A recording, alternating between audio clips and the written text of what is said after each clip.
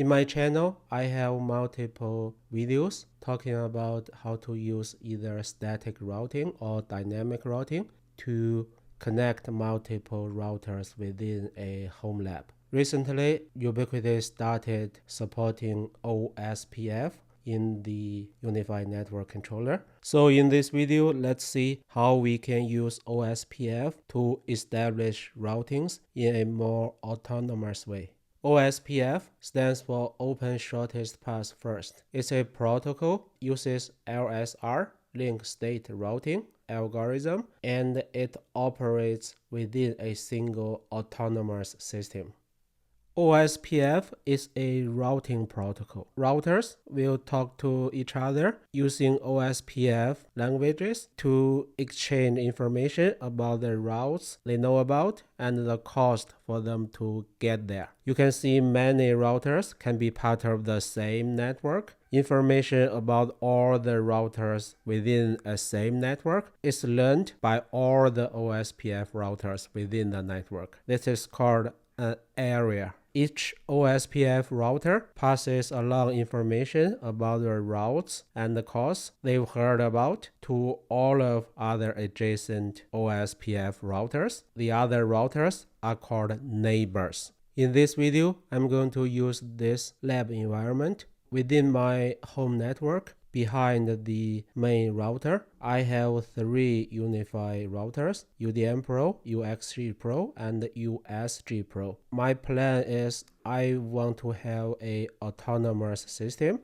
and within it, I have 2 areas. The left one is the backbone area 0. The right one is a normal area. For UXG Pro, it operates only within the backbone area. The USG Pro is only within the normal area. And then the UDM Pro will be a area border router, which means it operates in both areas. You can see in this plan, I have 3 routers. They have different roles. The UXG Pro and the USG Pro will be internal routers. UDM Pro will be an area border router. And because the UXG Pro and the UDM Pro, they are related to the backbone area, so they are both backbone routers. And the USG Pro is not a backbone router. By the way, if you watched my previous video about UniFi site magic, you may know for multiple sites, you can easily use the convenient site magic provided by Ubiquiti to establish the routings for different sites, right? And it also uses Ospf internally. But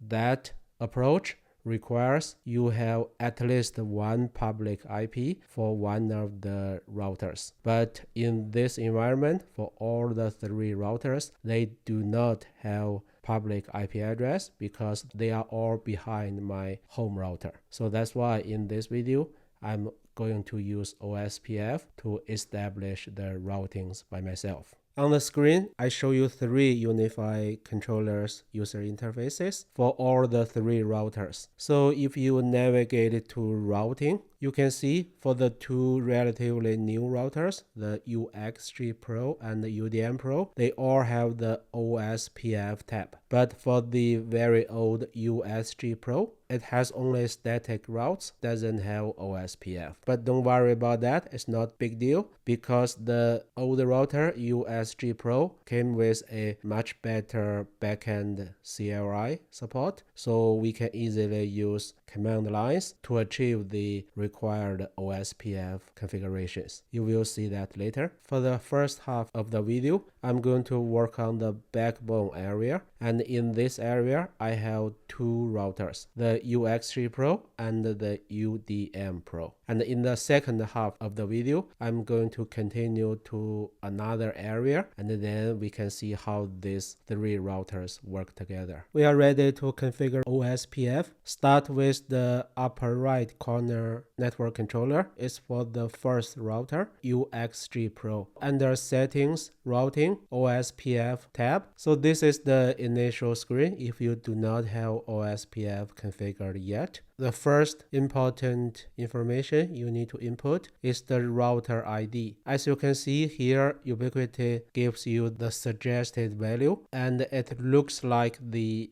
IP address for your router, but it's just a number in the IP address format. In fact, you can give whatever number as long as it can uniquely identify the router. So for my testing, I'm going to give it name 88.88.88.1 as indicated in the diagram. And I will leave this 3 checkbox default. Then the next thing is to create the area. As indicated in the diagram, for this part of testing, we only have one area, which is R0, right? This area is a normal area. It's also referred as backbone area because it's R0. Okay, let me create it in this router. Area ID R0. And by the way, it's also in the IP address format, but don't be confused. It can be any number. Okay, area type normal. R0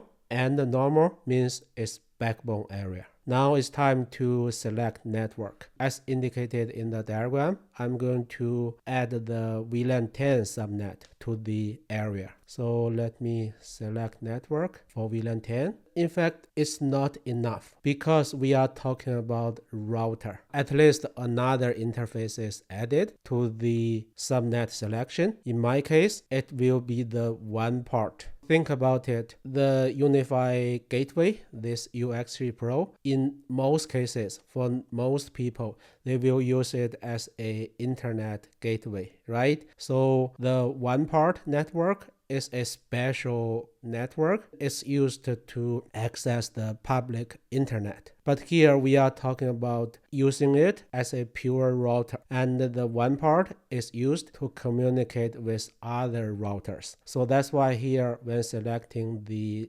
networks, I need to select the one part network. In my case, it's this one. It's a secondary one part, and it has this subnet because I use the secondary one part to connect to other routers in this video. So that's why I need to select 1, 2 as well, even though in the diagram nothing's mentioned about 1, 2, right? Here I have to mention one very frustrating situation for some people when they use OSPF here because they don't see their one part. My advice is check the one part setting whether it's using DHCP, because for OSPF to work, your one part need to have static IP address. But for me, I do have static IP address defined.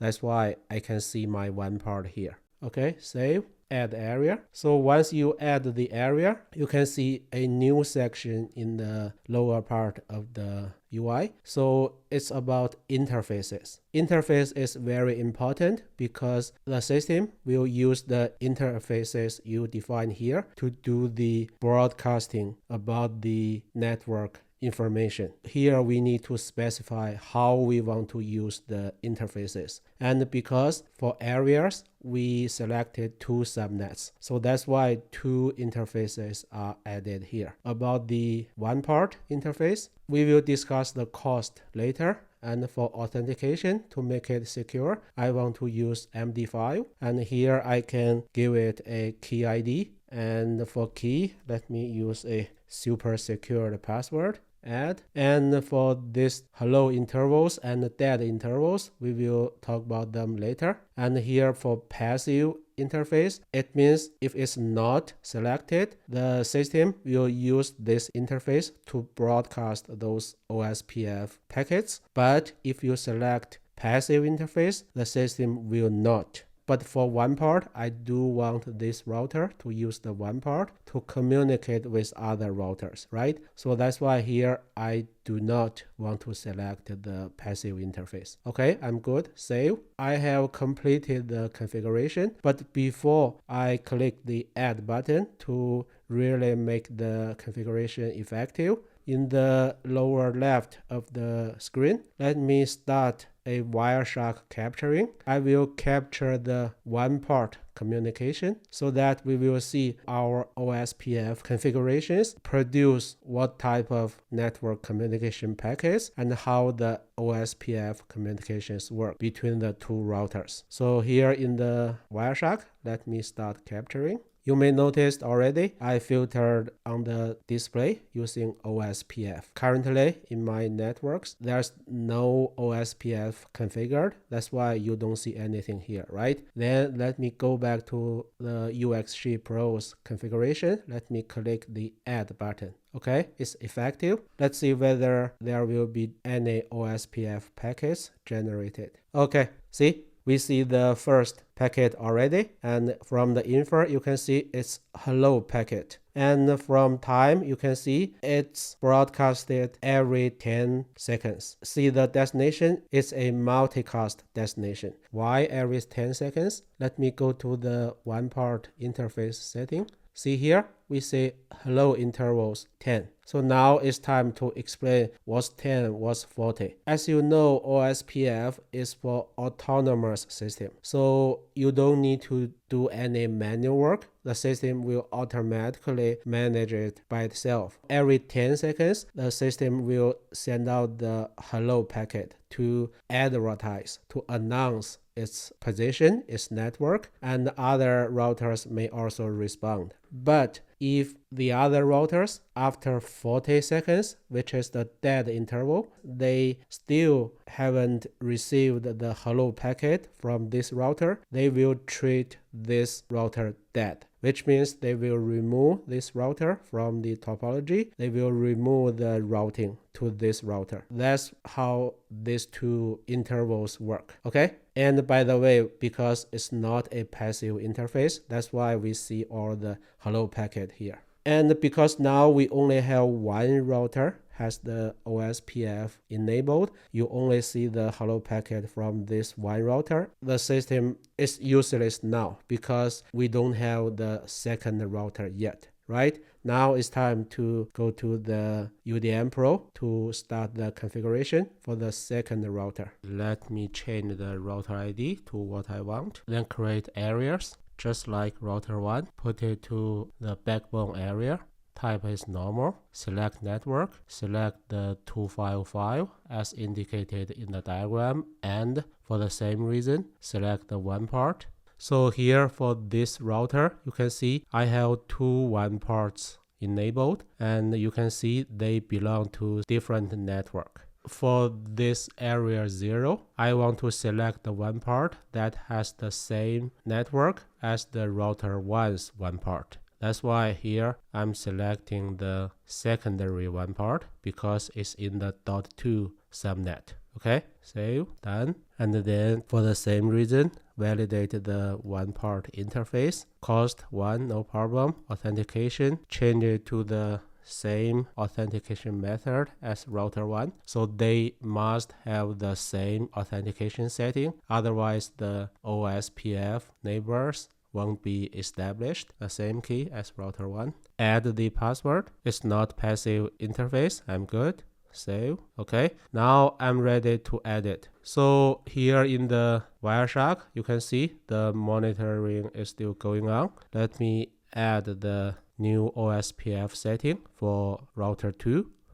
Okay, it's added. So then later in Wireshark, I expect to see the hello packets from router 2. Let's give it some time. Yes, see here, we have a new hello packet from this new IP address. This is from router 2. But there's something wrong. The reason I'm saying this is if you go to the details, for example, the router 1's hello packet, you can see it doesn't indicate any active neighbor. But for this router 2's hello packet, I do see active neighbor, but the designated router is still blank. And at the same time, I don't see any other packets except for hello packet, which means the routing information hasn't been exchanged between the two routers yet. All the symptoms indicate something is wrong. We can go to the two different clients for the two VLANs. Let's ping each other to to make sure whether they are connected or not. Okay, on the screen, I show you two Linux virtual machines. The left one belongs to router 1, VLAN 10. The right one belongs to router 2, VLAN 255. From the VLAN 10, ping the IP address for the right side Linux.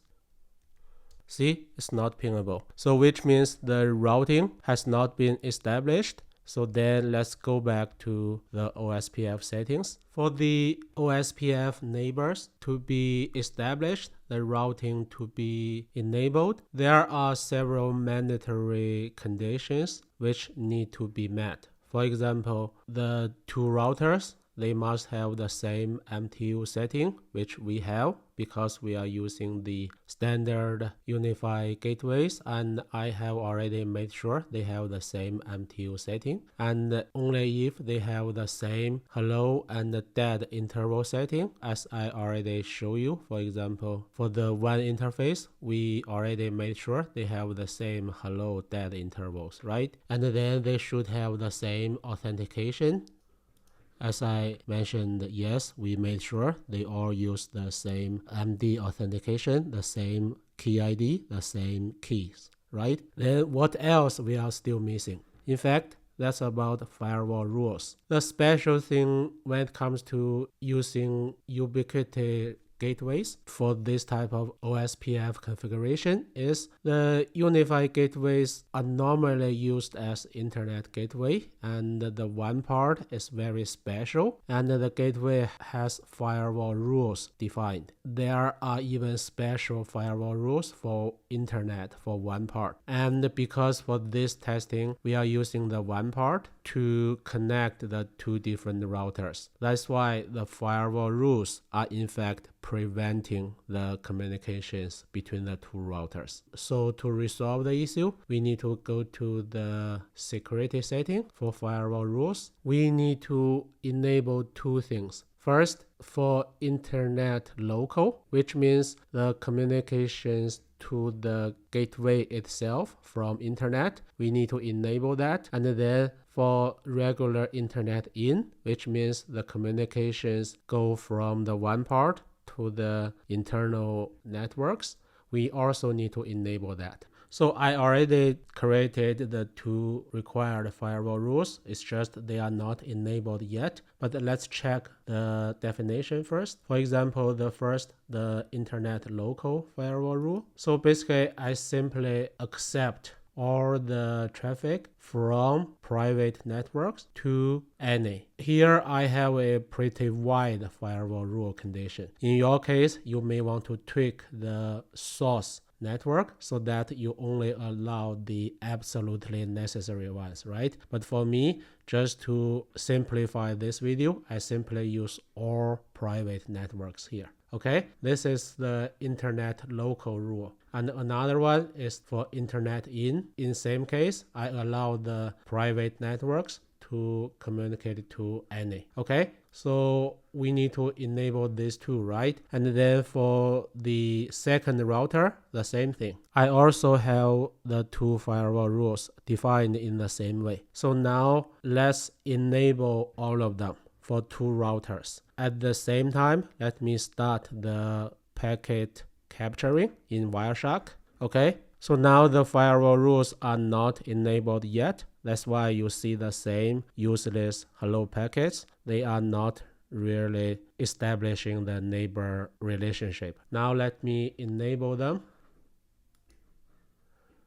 Enable. Okay, all of them are enabled. Now let's observe the Wireshark packet capturing. Let's see whether anything new. See here, we have a lot of new packets beside the existing hello packet. Give it some time, the neighbor relationship should be established. Then we can examine these new packets, how they enable the OSPF setup.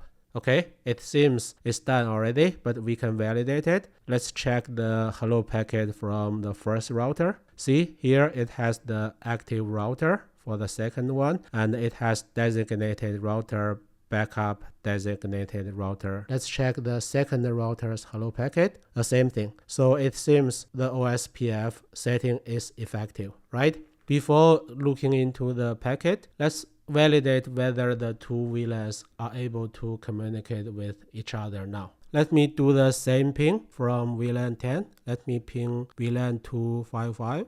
Okay, it's pingable. And from VLAN 255, ping VLAN 10.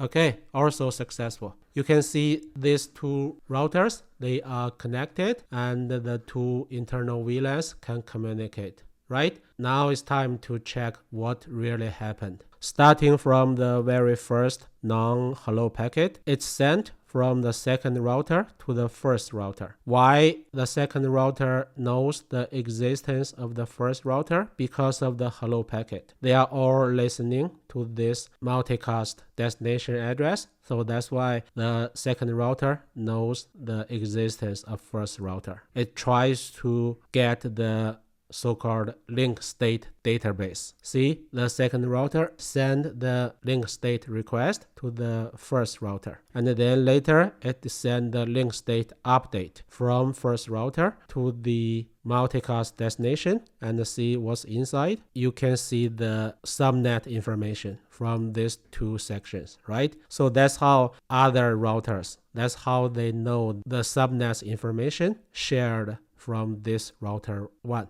Okay, and let's check the router 2's link state update packet. In similar way, the router 2 advertise, okay, this is my VLAN 255 subnets, and this is my VLAN 2 subnets. So basically in this way, this autonomous system automatically managed itself. Each router knows the other router's configuration, and the routing information will be automatically established. There is one more thing I want to mention regarding the hello packets. So let's check the latest hello packet. This one was from router 1, right? And check the information here. Designated router, it is the router 2. Backup designated router is router 1, right? And if you check the hello packet from router 2, you can find the exact same information. So designated router is still router 2. Backup designated router is still router 1. Basically, these two routers seem to be equal, right? Then why the system automatically decide router 2 is the designated router and the router 1 is backup? Later when we SSH into the routers, we can see the so-called priority for each router. But on the UI, from the right side, you can see when we define the router, we have no way to specify the router priority. Internally, it's hard-coded by Ubiquiti. Because of the two routers, they have the same priority. The router ID will become the tiebreaker. The router ID will decide which one is the designated router, which one is backup. And because in our case, I gave the router 2 a larger number, that's why router 2 became the designated router. Okay, so just want to explain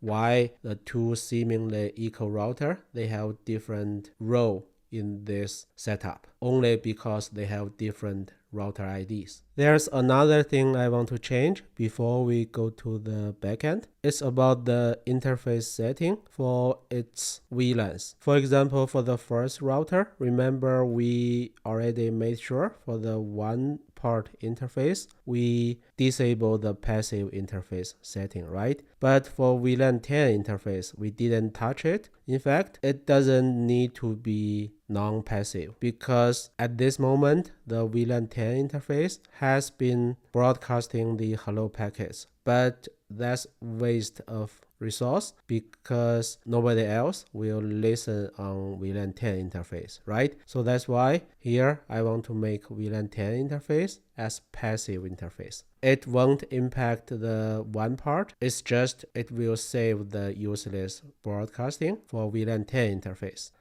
Let me make the change. And in the same way, for router 2, for VLAN 255, let me enable passive interface. Save it. So after checking the interesting Wireshark packets, now it's time to go into each router to check the backend Ospf information. Let me SSH into the two routers to check how the OSPF is implemented in the backend and to see some information which is not exposed on the UI.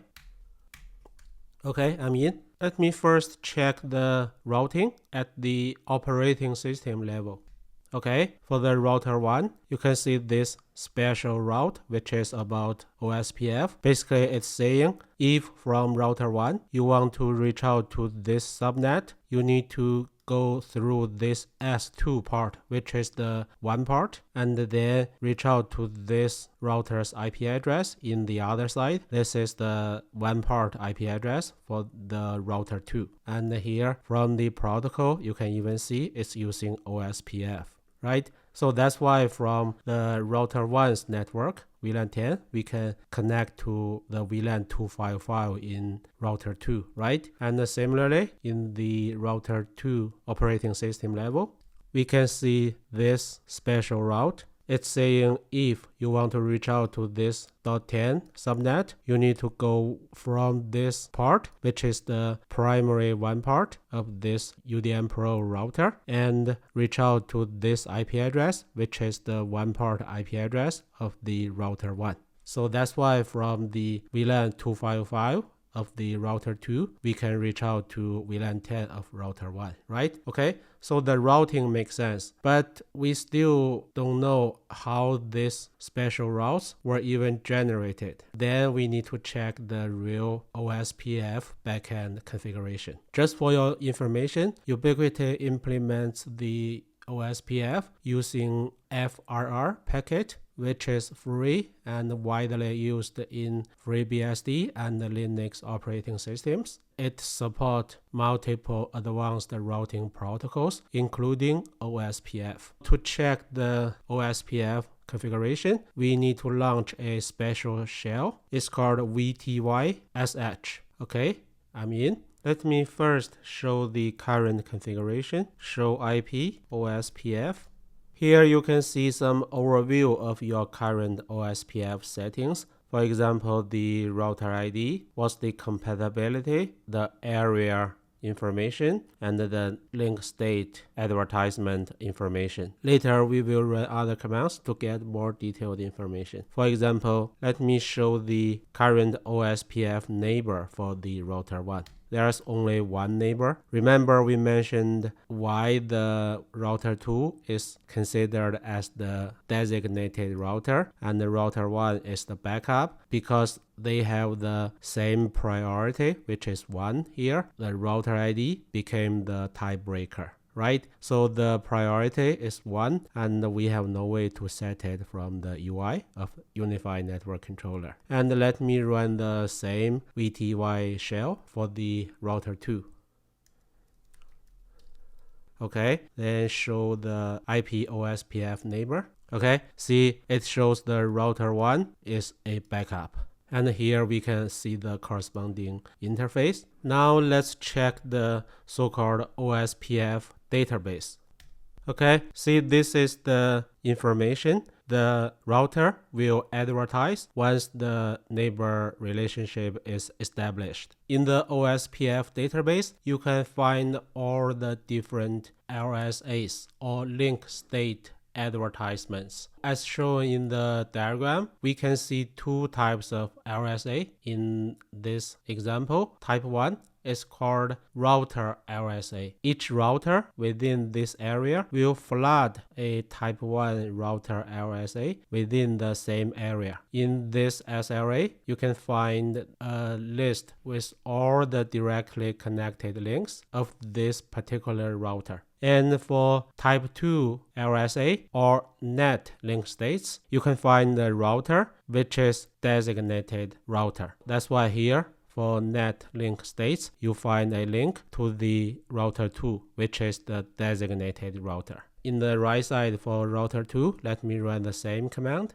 For the type 1, the router LSA, you find the exact same links as the router 1. The reason is all the routers within the same area will have the same type 1 LSA, right? And then for type 2 RSA, you find the same link pointing to itself, which is the router 2, which is the designated router, okay?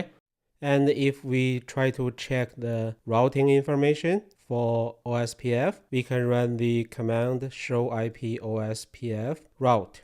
So for this example, it's very simple. Let me run the same command in the right side.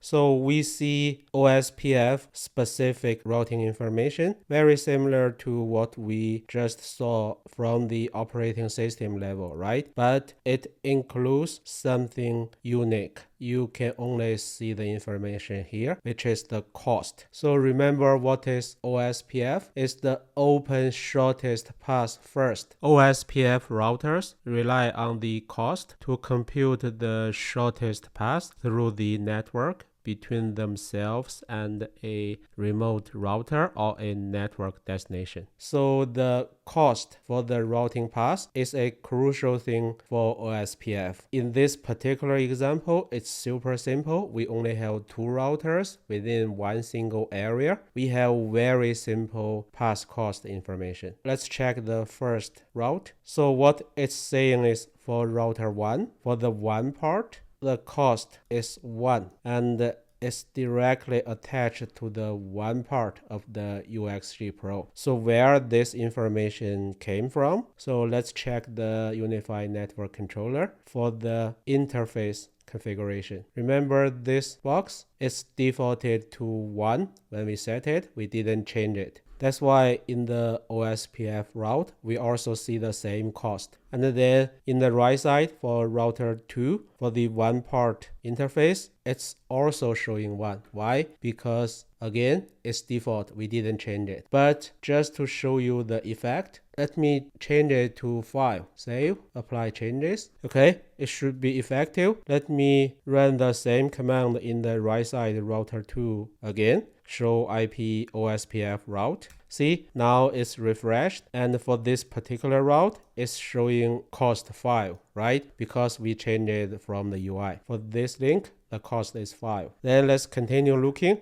In the left side for router 1, to reach the VLAN 10, the cost is 10. You may confuse this one with the interface VLAN 10 we have on the UniFi network controller, but don't be confused. It's not the same thing. So remember for this VLAN 10 interface, we didn't change the cost. It should be 1 and we set it to passive interface, right? So it will not advertise the path on the interface at all. In fact, this 10 value is not exposed on the network controller UI setting at all. So it's internally determined by the FFR system or internally hard-coded by the UniFi software. We don't have a chance to change it. Similarly, here for the router 2, for VLAN 255, it's also showing 10 because it's somehow hard-coded. Then continue. The third route is kind of interesting because it's the result of a simple calculation. See, it's showing 11 and the subnet is 255. 255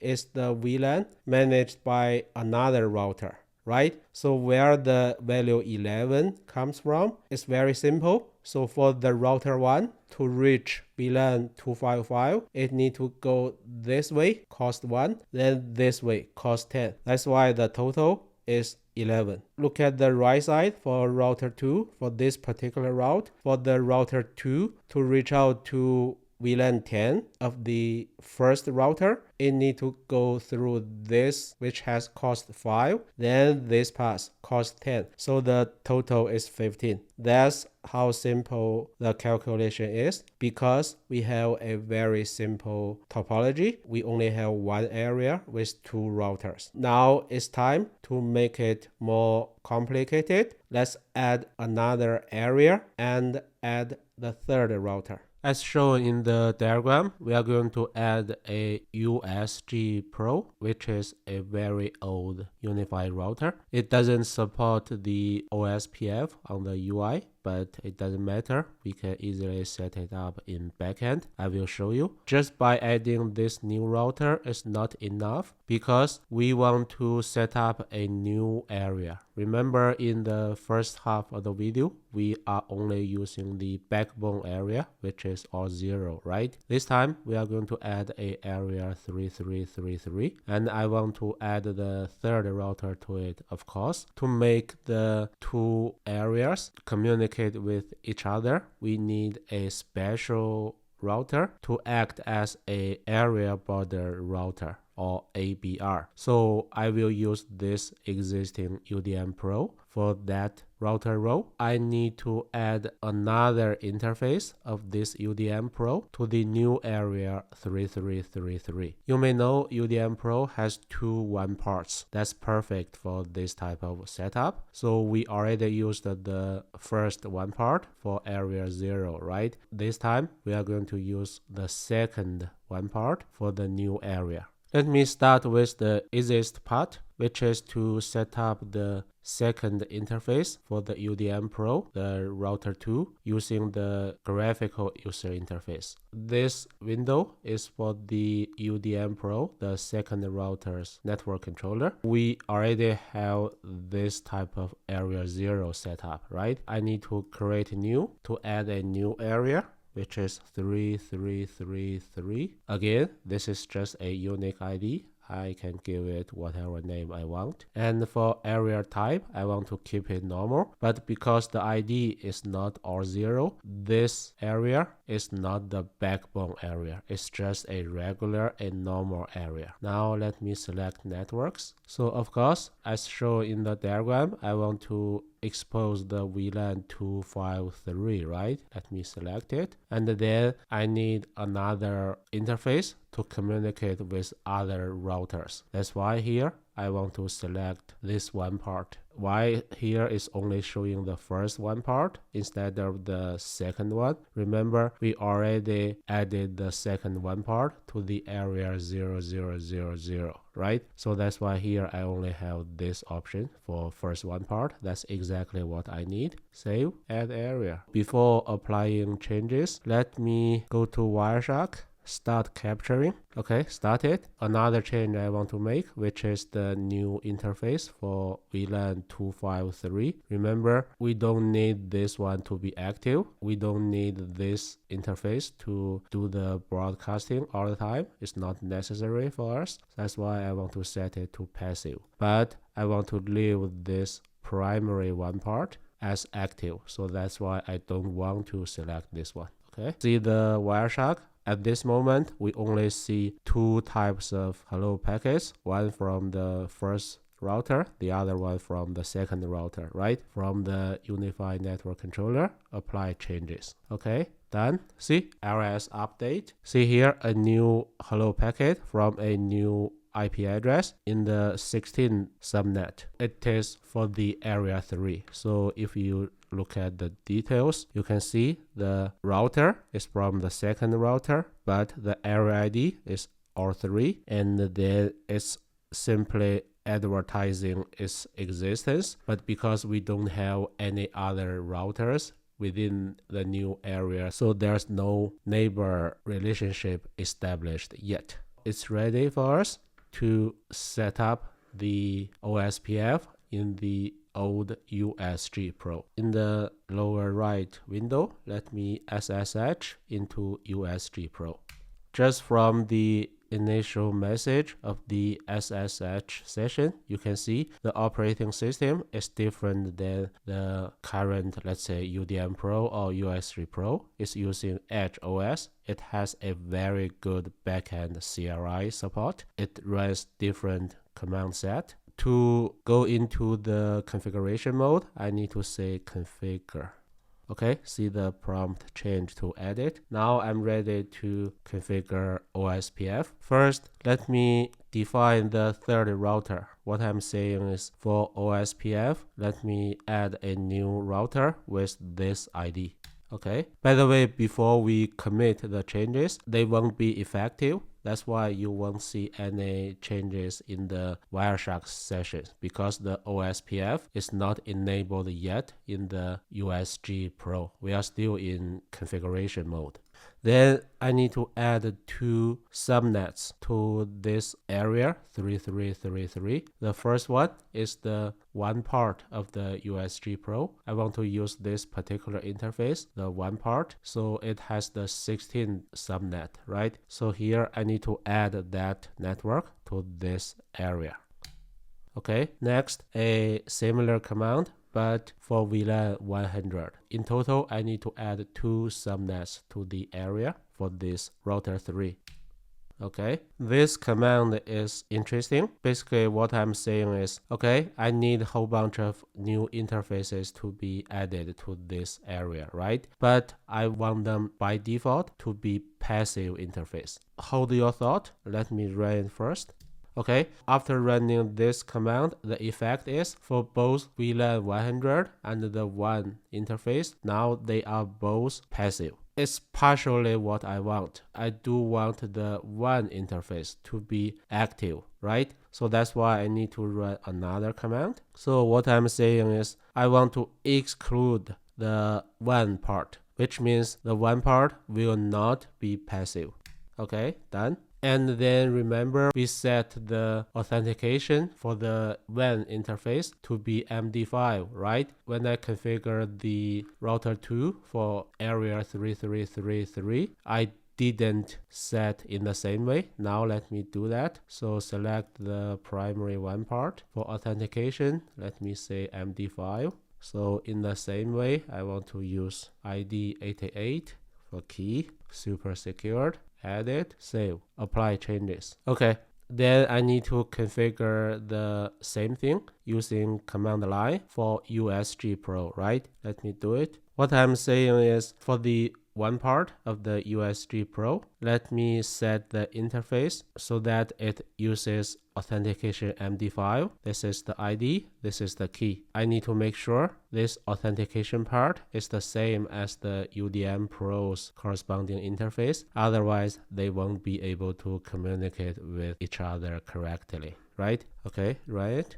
Okay, done. Now I'm pretty much done for the backend setup of the USG Pro. So let me commit work. Let's pay attention to the left side Wireshark changes because I expect new packets from the USG Pro. Now we only see the UDM Pro and the UXG Pro, right? Let me run the commit command.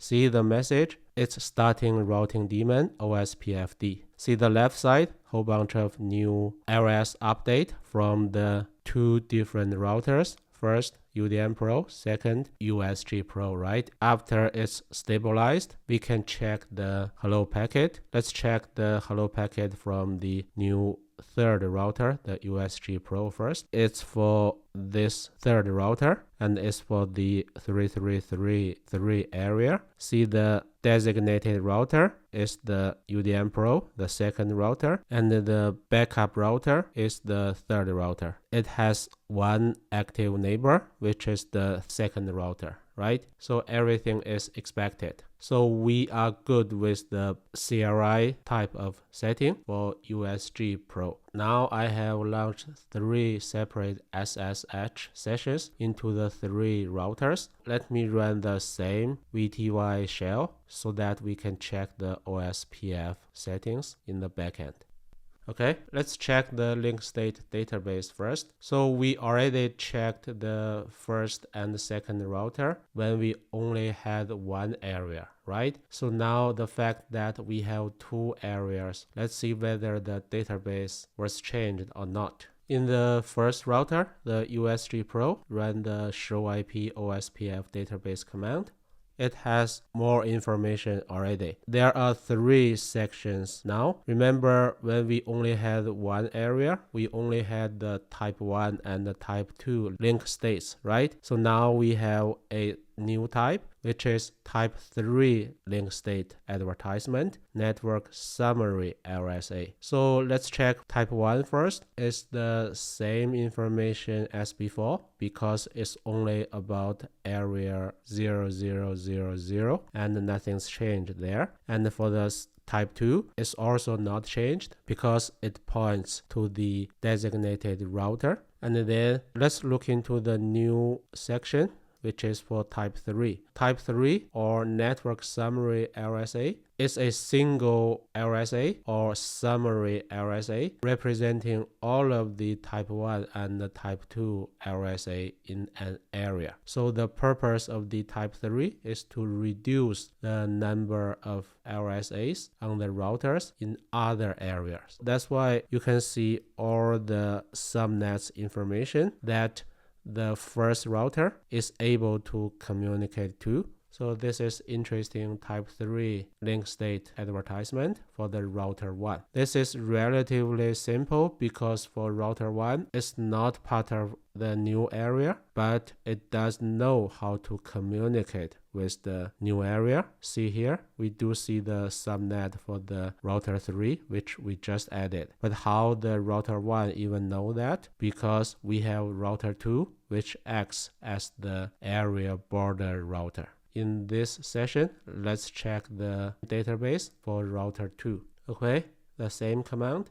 Okay, it's much longer because the area 2 is in the middle of the two areas. So it's a area border router. So it has the information for both areas. Let's check the information for the area 0 first. For the type 1 LSA, nothing's changed. For type 2, nothing's changed. But for type 3, yes, it has the same network summary LSA. It included the 3 subnets that it can communicate with. Then move on. See, in similar fashion, but this time, these 3 sections are for the new area, 3333. Move on to next slide. It has similar information, but specifically about the new area. These 2 routers, router 2 and the router 3, they are for the new area, right? And see the type 2 is pointing to the second router, which is the designated router for the new area. And the last section is about the network summary. Okay, then move on to the third router. It has the similar situation as the first router because it is not area border router. That's why it only has the information about its own area, which is the area 3333. So type 1, type 2, nothing's special. And then type 3 is a network summary, right? Okay, now we see how the databases are different among the 3 routers. As the very last topic of this video, let's check the Ospf path cost after we add a new area and after we add a new router. In the 3 SSH sessions, let me show the current routes.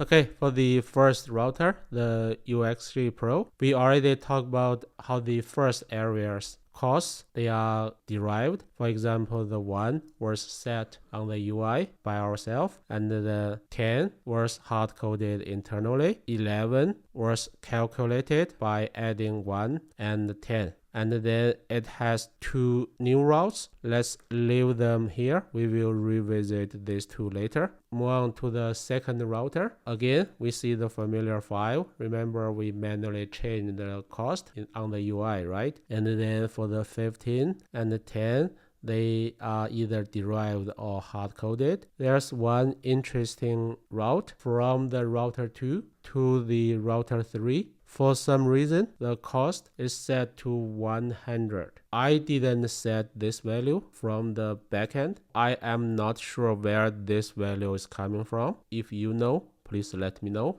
The one I have a question mark on the diagram. So I have no explanation about this 100 value. And then for the third router, we have the similar situation. So let's pick several random examples to understand how the total costs are calculated. For example, this 111 value for this 100 subnet. From router 1, if it want to go to the VLAN 100, what's the total cost? It will be 1 plus 100 plus 10. That's where 111 is coming from. Let's pick another random route, for example this one. So what's the cost for router 3 to reach VLAN 255? It will be cost 10 plus cost 10, right? So that's why you see 20 here. Okay, of course, if you have more routers, you have a much more complicated system for your path, then the Ospf will use its algorithm to calculate the shortest path to decide the route for the network traffic. Okay,